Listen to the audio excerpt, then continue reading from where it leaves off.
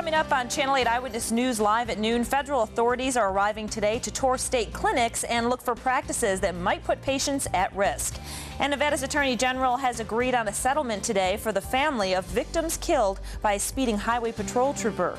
And New York politicians are demanding Governor Spitzer step down. This is Channel 8 Eyewitness News at noon in high definition.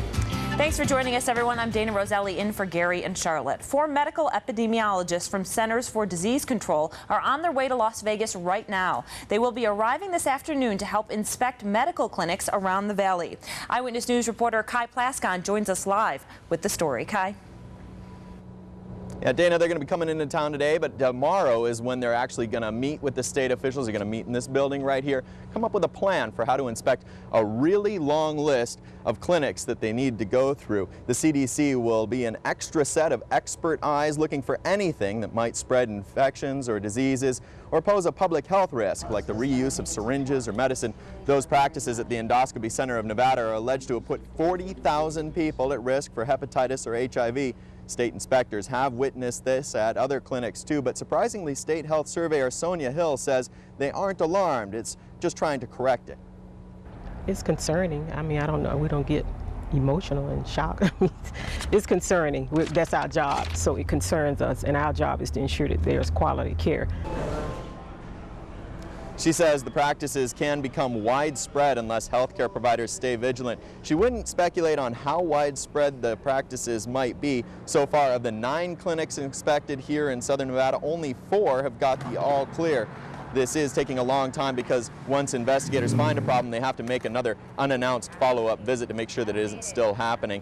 3 local teams are on the ground here in Las Vegas right now. They are state inspectors, as we said, but on Thursday, those CDC officials will be with those teams, so it's going to make a total of 4 teams that are out there in the community. The state officials have told us that this is going to be a good learning experience for them.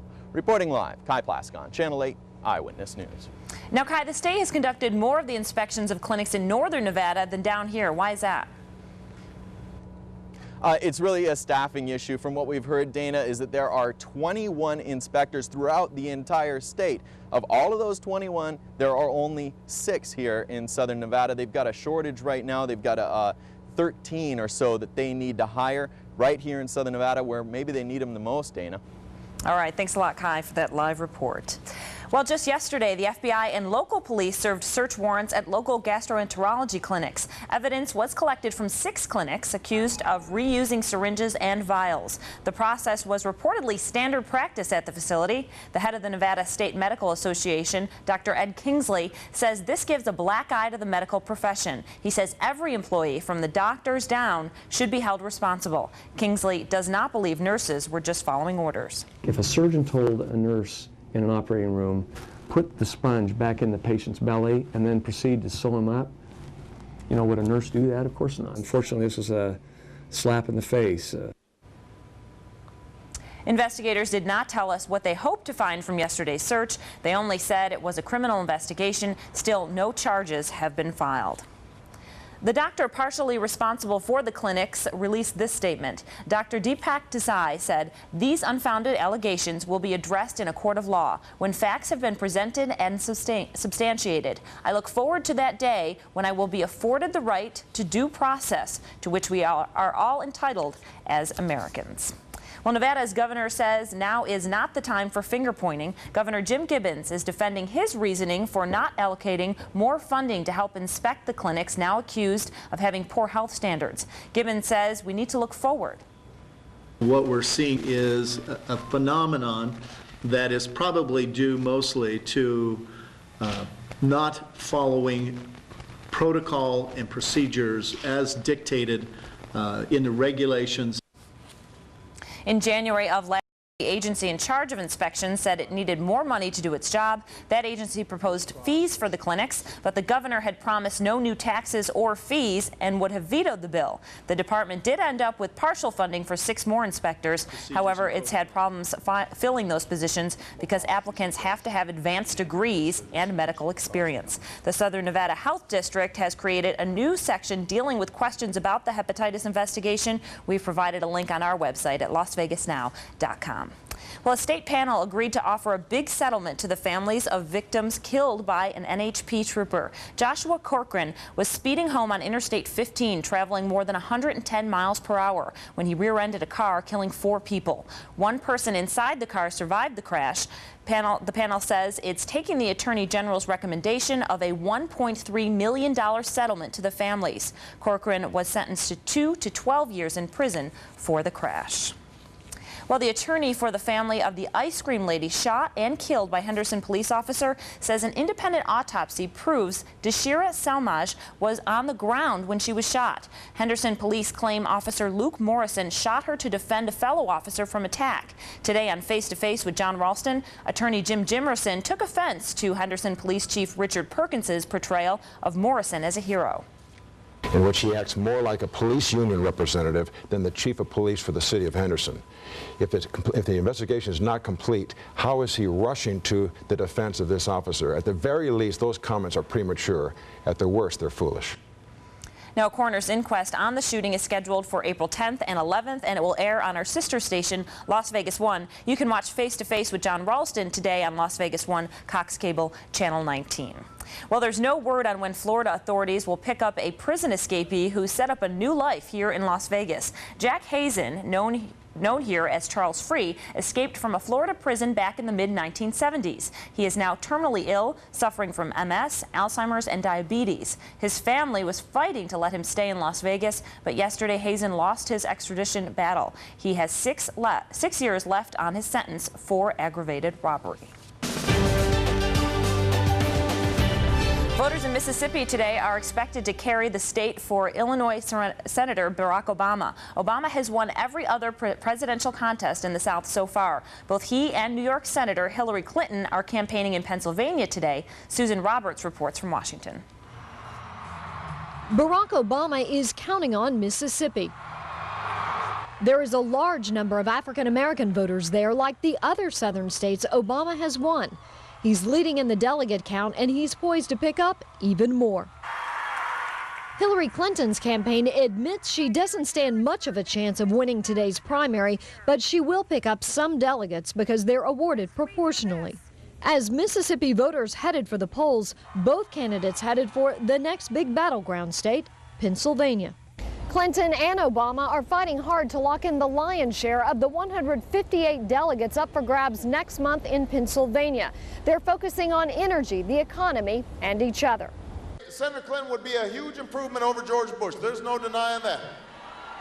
But it won't be enough. There's a big difference between talk and action, but if you're going to talk, then you ought to mean what you say so people can count on it. The close race between Clinton and Obama means voters in Pennsylvania and Mississippi are playing a key role in deciding who the party's nominee will be.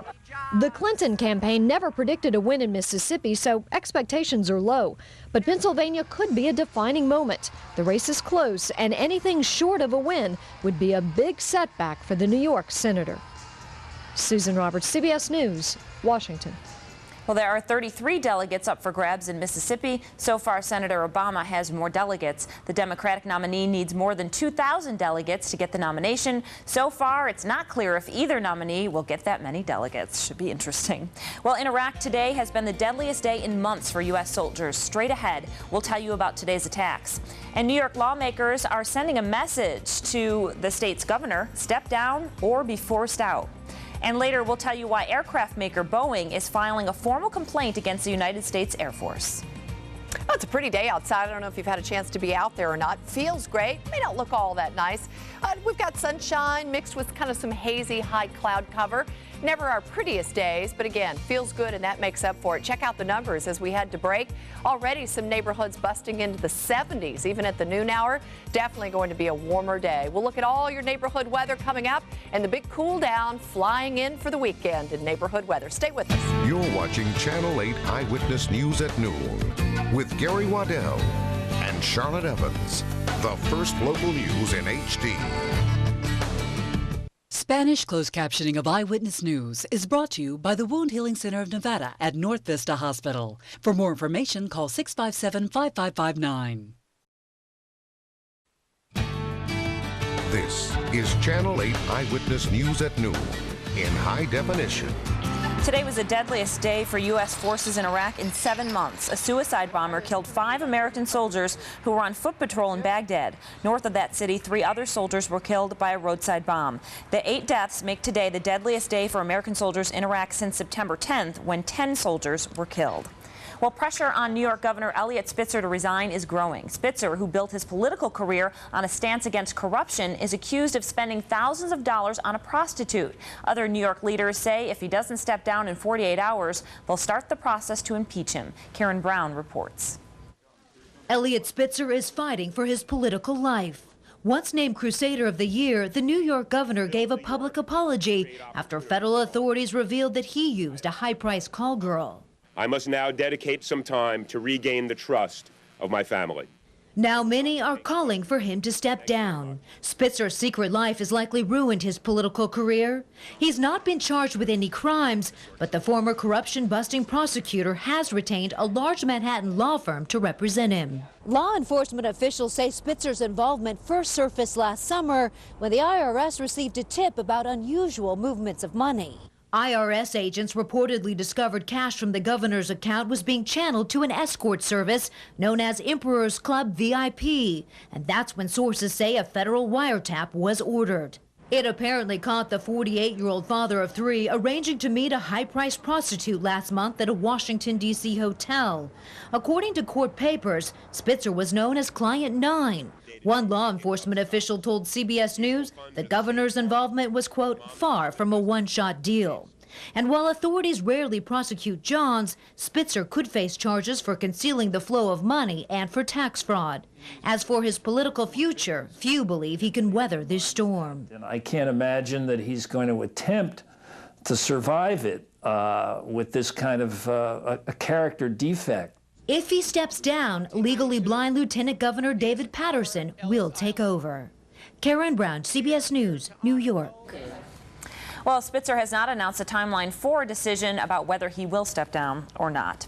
Well, a sports memorabilia dealer who says he was robbed by O.J. Simpson and 2 others says he wasn't paid $165,000 for an audio tape of the alleged armed heist. Now, the alleged robbery inside Palace Station took place back in September. Thomas Riccio says he initially wanted $2 million for the tape, but another report says he made a deal for $165,000. Riccio says that amount is incorrect, but won't comment further because he says he's publishing a book about the incident. O.J. Simpson, C.J. Stewart, and Charles Eldridge are expected to go to trial in September.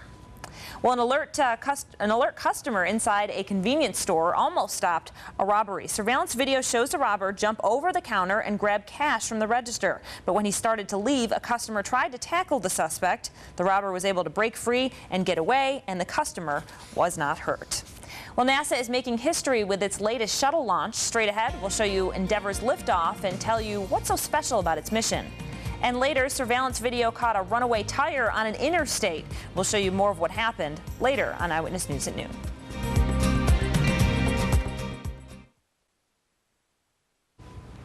The space shuttle Endeavour is on its way to the International Space Station. 4, 3, 2, 1. 0, and liftoff of Endeavour, going where east and west do meet. Endeavour launched just before 11:30 last night from Cape Canaveral, Florida. It was the 30th nighttime launch in NASA's history. Endeavour is heading to the International Space Station, where astronauts will deliver a Japanese compartment and a Canadian robot. We're looking forward to a very challenging time on orbit, lots of activities with the spacewalk, and it's really exciting to see the international aspect of the International Space Station come to fruition here on this flight. Miles from the Kennedy Space Center down. Endeavour will be in space for 16 days, completing the longest mission in NASA history. Well, the Air Force is taking the F-117 stealth bomber out of service. There will be a ceremony today at the Ohio facility where the bomber fleet is managed. And the last F-117s are scheduled to come to Nevada next month for a final retirement ceremony. The Air Force decided to speed up the 117's retirement in order to free up the money to modernize the rest of the fleet. The Air Force has used F-117s for 27 years. Well, aircraft maker Boeing says it will formally challenge a decision made by the Air Force to award a $35 billion contract to another company. The contract is to build tankers, and last month it was awarded to the Northrop Grumman Corporation, as well as the parent company of Airbus. Airbus is Boeing's biggest rival. Boeing is filing a formal protest today and asking the Government Accountability Office to review its decision. Well, it may be time for adults to start thinking about booster shots. Straight ahead, we'll tell you why local health authorities are pushing adult vaccines. But first, here is a live look outside from one of our sky cams. Sherry Swensk will have your neighborhood weather forecast when Eyewitness News at noon continues. Now, Channel 8 Neighborhood Weather with Sherry Swensk. Another great day just to get out and enjoy our extra warmth out there. Again, it's not the prettiest. We do have a lot of high cloud cover that's been coming and going since this morning. So I did the last 5 hours in a time lapse. You can see, though, how they've thinned out, occasionally giving way to more blue sky, but then kind of clumps of those high clouds come through. And this is really what we were expecting for the day. Never expected to get rid of the high clouds. Laughlin's already up to mid-70s at the noon hour. Feels good. Morning low of 49. Very light winds. So starting to see a little extra dust kind of get kicked up out there, and it's not really moving around much. So I wouldn't be surprised if we had just a couple of neighborhoods bumped up to some moderate for dust today. East Flamingo is also awfully warm here in the valley. I should say comfortable. Mid-70s is great. You don't really need the air conditioner. You don't need the heater for sure. West Alexander, Wallapai, 72 at Sheila Tarr Elementary. All humidity levels below 20%. Air nice and dry and crispy. Henderson's checking in at 67 degrees. Outside the valley, Boulder City at 68. Same for Searchlight. And Indian Springs is almost 70 degrees. Some nice 60s up in Caliente. 72 for Sandy Valley, Pahrump at 68, and Prim at 75. If you're sneezing right now, then it's probably ash trees that are bothering you. We do have high counts, but we did talk to air quality at Clark County, and they're telling us that mulberry is starting to pop and show up. They're going to start doing pollen readings twice a week now so that we can get some very accurate counts. And it'll be probably right at the beginning of April when mulberry peaks. And then, of course, as you know, if you've been here for a while, olive follows mulberry. So we're really starting to kick into high gear for the sneezing season, and it's probably going to last all the way through May.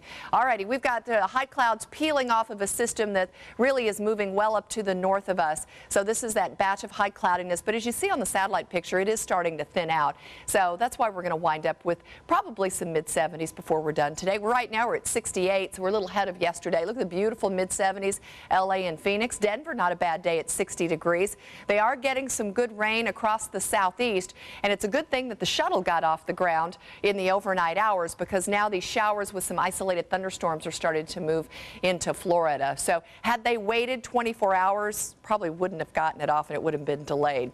High clouds, sunshine. We're still going to call it mostly sunny. Light wind with some mid-70s and a few clouds that will still drift through overnight, but nice and mild. So the morning low tomorrow probably right around 50 degrees. We bump it up even closer to 80 over the next couple of days.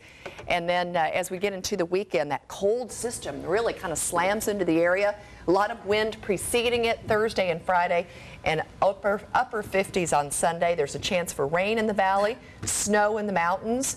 And then I think as we get, with a little luck of the Irish, we'll recover next week pretty quickly. But it's like a little bit of everything. I know, it's all sprinkled in there. This is 1 week that's got it all. Yeah. So I enjoy the next few days, though. All right, thanks, Sherry. Okay, you're welcome. Well, local nurses are recommending adults get vaccines. Most Americans get vaccines as they begin school, and the idea for them to is for them to last forever. But they can wear off. Now there's something new called the T-TAP shot. It prevents tetanus, diphtheria, and whooping cough, and it's supposed to last forever. But vaccines can be expensive, and insurance doesn't cover them all. The Health District is hosting a shot clinic this Saturday from 9 to 2. We have more information about vaccines and other shot clinics on our website, and that's LasVegasNow.com. Well, take a look at this. A tire popped off a tractor's trailer and hit a minivan. It was caught on tape by the Wisconsin Department of Transportation. It happened yesterday on the I-94 outside Milwaukee. The tire crossed traffic and smacked right into the minivan. 3 people were inside. 1 was hurt by flying glass. Stay with us. We'll be back after this.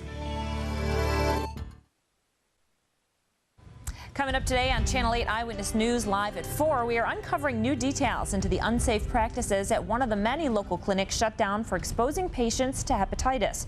Plus, Valley residents who suffer from allergies are miserable right now. We'll take a closer look at what it has to do with imports into the Valley. Don't miss these stories and more tonight on Channel 8 Eyewitness News at 4. While twin polar bear cubs were introduced to the public today, the cubs are 4 months old and live in a zoo in the Czech Republic. Zookeepers say moving into the bear enclosure was their last real challenge because of steep drops and rock. But zookeepers have put out straw to protect the cubs from any falls, and there they are. Aren't they cute? Well, finally today, a 72-carat diamond. The Sotheby's auction house is showing off the rock this week. It'll be up for auction April 10th. The diamond is pear-shaped and received the highest grading possible because it's colorless. The diamond could bring in as much as $13 million. Its new owner will get to not only own it, but have it as well and name it. Holy name cow. It and own it. Name it. Yeah, So, it probably has a 72 heartbeat carat? if it's that big. How much am I off? You're off just to buy a couple.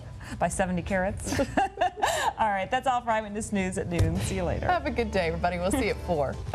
7.